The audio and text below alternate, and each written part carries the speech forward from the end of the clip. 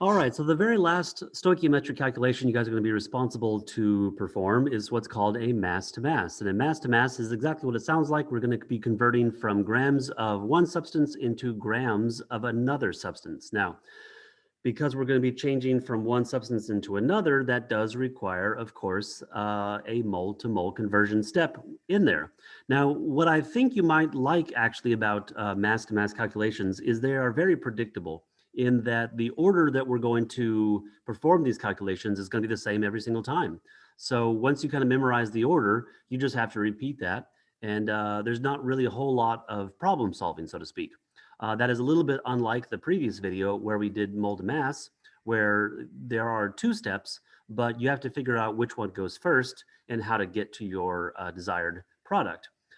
Excuse me, here again, it's very much predictable and very much the same each time. Pardon me.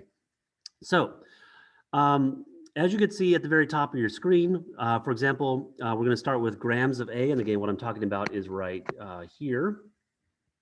Of course, my pen is not working. Oh my gosh. This battery is driving me insane. Okay, what I'm talking about, guys, is right here. So we're just going to start with grams of A, go in immediately into moles of that same compound. Then we're going to convert into a different compound and then back into grams. So it's kind of the mole mass, but going in both directions, all in one calculation, if that makes any sense. So what we need to do for number 7, of course, is the very first thing is balance this chemical equation. So this is a combustion reaction. And as you guys know, combustion reactions, you want to do them in a very particular order, which is carbons first. So here on the left, I have 3. So now I have 3 on the right side too. We're going to do the H's next. On the left side, we have 8. On the right side, we need 8. So 4 times 2 is 8. And lastly, our oxygens. So right here, we have a total of 6 oxygens. Here we have a total of 4 oxygens. That gives me, of course, 10. So to get 10, I need a 5 right there. So now that we have a balanced chemical equation for the combustion of propane, what we need to do now is get into the actual calculation. So we're going to start with, of course, as always, what we are given to start with, which is 60.03 grams of propane, or C3H8 for short. What we're going to do again is follow this right here, follow that pattern. We're going to go from grams of propane into moles of propane. Okay. Again, I'm not going to worry about the numbers. Now that we are in moles of propane, we need to get out of moles of propane and into moles of our other substance, which what they want us to solve for is how many grams of carbon dioxide. So now that we're into moles of carbon dioxide, I'm going to get out of moles of carbon dioxide and finally into grams of carbon dioxide. So that is the pattern you're going to see every single time for mass to mass calculations. Notice if you look at the numerators, the top numbers, it's grams of A to moles of A to moles of B to grams of B. Again, that exactly matches what you see, what you see right here, right? If you look at the top part. Now that we have that, again, that didn't take a lot of thinking because, again, it's a pattern, and you're going to do this every single time for mass to mass calculations. All we need to do now is figure out the numbers. So remember, whenever you have in this first conversion factor right here, whenever you have moles over grams, the moles is always 1, and then the grams comes from the periodic table. So unfortunately, this is the part that's a little bit tedious. We have to find the molar mass of propane. So I'm going to list my elements. 12.011 is the mass of carbon. H is the mass, or excuse me, 1.008 is the mass of H. Carbon, again, there are 3 carbons in propane, and there are 8 hydrogens in propane. So I'm going to get my little calculator because I don't want to mess this up and humiliate myself in front of all you guys. So this is going to be 36.033. Yes, I feel embarrassed for not doing that in my head. 1.008. Again, same thing, but let me go ahead and do it correctly so I don't make a fool of myself. 0.064. I'm going to add those together, plus 36.033.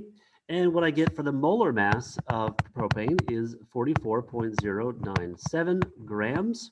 I'm going to put that number all the way up there.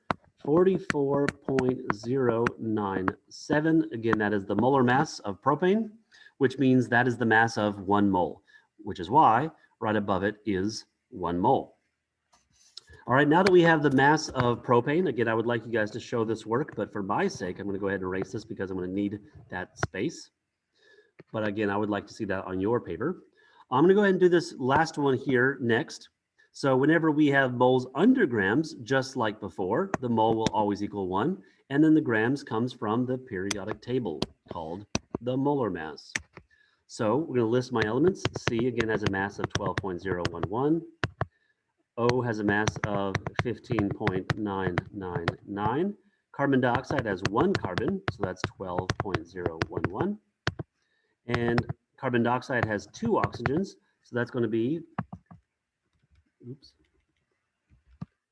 times 2, 31.998. I need to add those together. And that gives me a molar mass of carbon dioxide of 44.009 grams. Again, I'm going to put that right up here next to grams, 44.009. Again, that is over 1 mole because the mass of 1 mole of carbon dioxide is the molar mass from the periodic table. All right, all we need to do now is do that center mole-mole conversion. If you guys remember, the way we do that is from the balanced chemical equation. So on the bottom, we have moles of C3H8. Again, here's C3H8. We have no number in the front, so that is an assumed 1. On the top, we have moles of carbon dioxide. Here's moles of carbon dioxide. The number in the front is 3, right there. So there's my molar conversion. So now that I have everything, I'm going to go ahead and calculate this all in one step. 60.03 times 1 times 3 times 44.009 divided by 44.097. Wow, look how similar those are. Divided by 1, which, yes, I know gives me the same answer. And what I get is 179.731 grams of carbon dioxide. There we go. Again, because this cancels, cancels, cancels, cancels, cancels, cancels.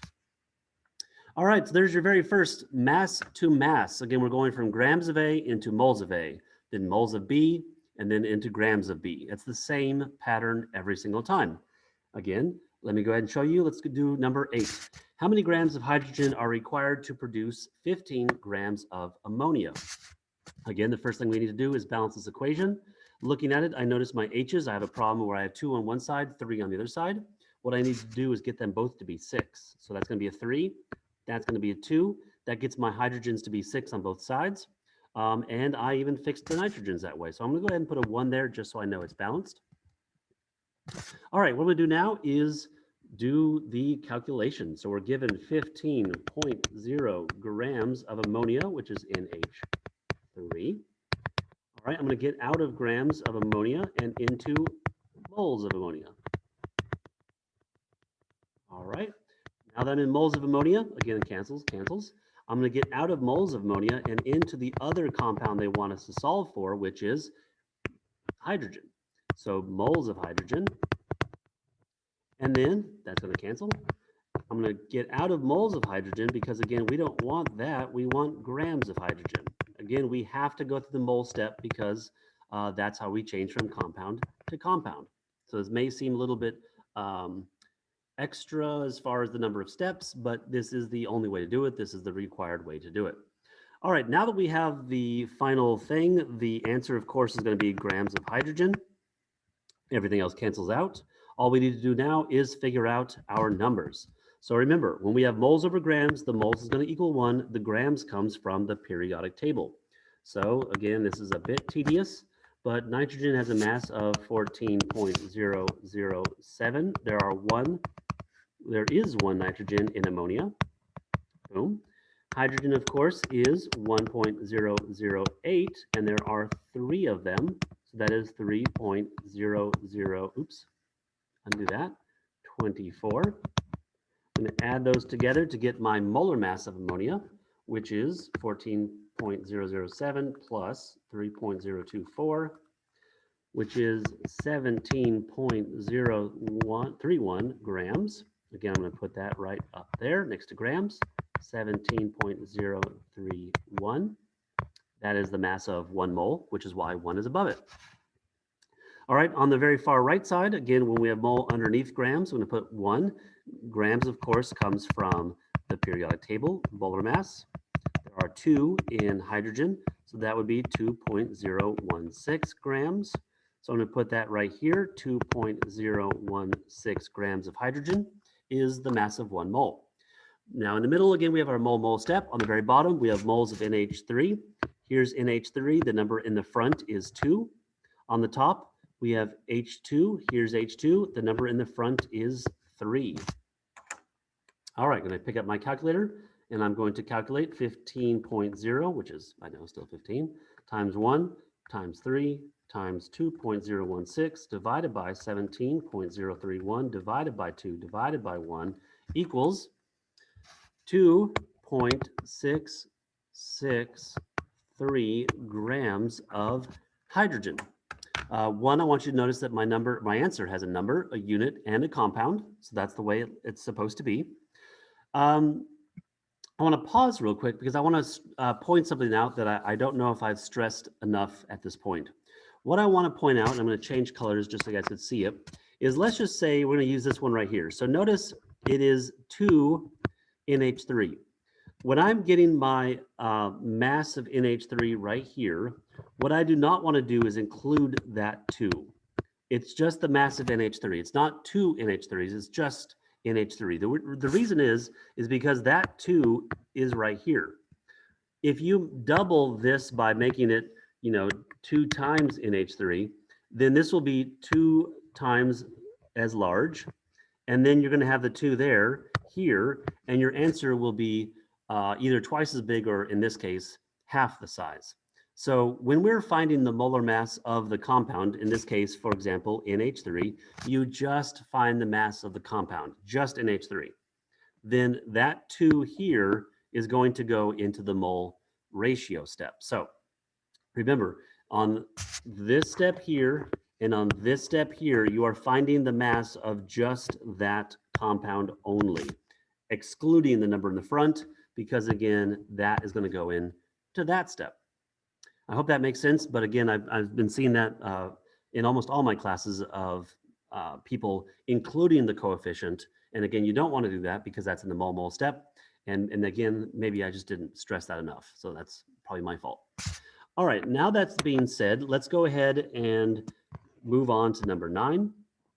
So number 9, what we have here is an equation. Again, they were nice, they gave it to us. We have copper plus silver nitrate makes copper nitrate and silver. So to balance this, I have 2 nitrates on the right, so I need 2 nitrates on the left. That gives me 2 silvers, that is balanced.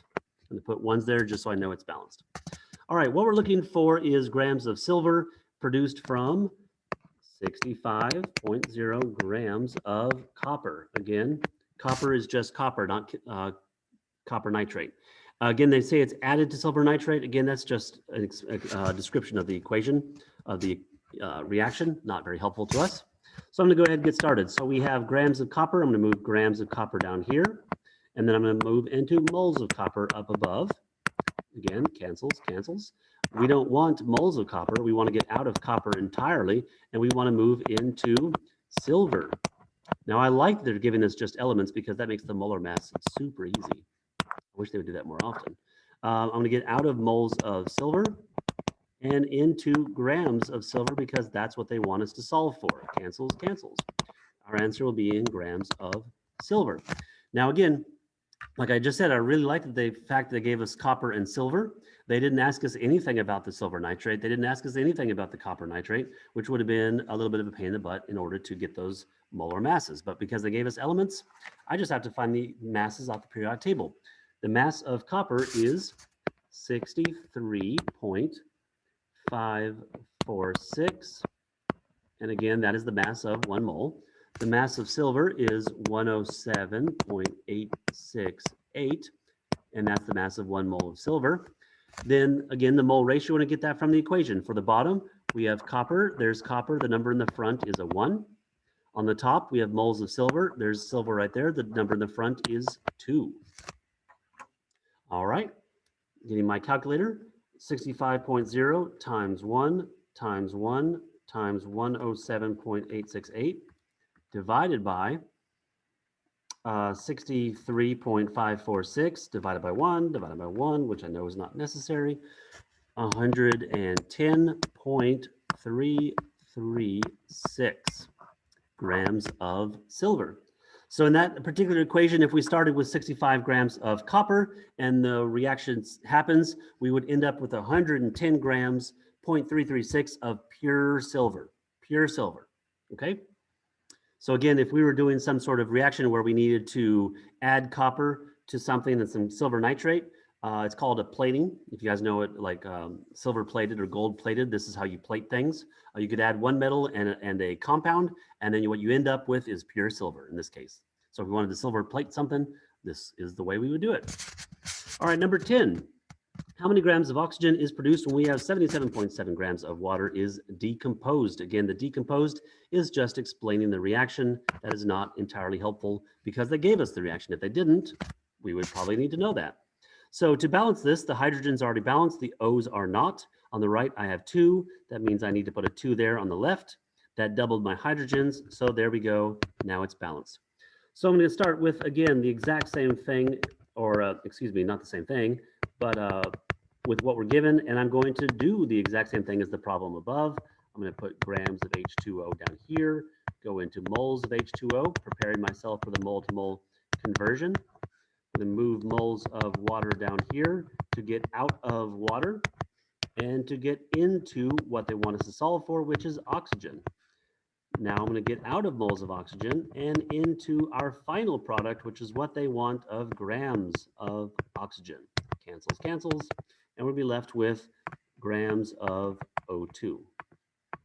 All right, so moles over grams is going to be 1. Grams comes from the periodic table, 1.008. I have it memorized. It's about 18, but it's a little bit off that, so I don't remember exactly what the number is. That is not 12. That is 15.999. There are 2 H's in H2O, which is 2.016. There's 1 oxygen. That's 15.999. Add those together, which would be 2.016 plus 15.999. Again, this is the part of mass-to-mass calculations, which is a little bit tedious. Again, that's why I really enjoyed number 9, because they were very nice to us. Again, this one's going to be pretty easy. On the very far right, moles will be 1. Grams comes to the periodic table. Well, I know oxygen is 15.999. There are 2 oxygens in the molecule of oxygen, so that's 31.998. All right, all I need to do now is my mole ratio. On the bottom, we have water. The number in the front is 2. The number on the top, moles of oxygen. There's oxygen. The number in the front is a 1. All right. 77.7 times 1 times 1 times 31.998 divided by 18.015 divided by 2 divided by 1 equals 69.005. There we go. So if we started with, again, 77.7 grams of water, after it decomposes, we would produce 69.005 grams of oxygen gas. All right. And there you go. So again, I just want to point out that the pattern is the same. If you look at, let me change colors so you guys can see this. If you look again, like I said at the very beginning, if you look at the numerators, the pattern is the same. You go from grams to moles of the same compound, then moles into the new compound, finally into grams of that new compound. That's basically the same. And of course, this gets carried over from the previous step, just like every stoichiometric conversion we've been doing so far. Okay. All right, guys, as always, thank you for watching. I really appreciate it. Again, if you have any questions, please don't hesitate to ask.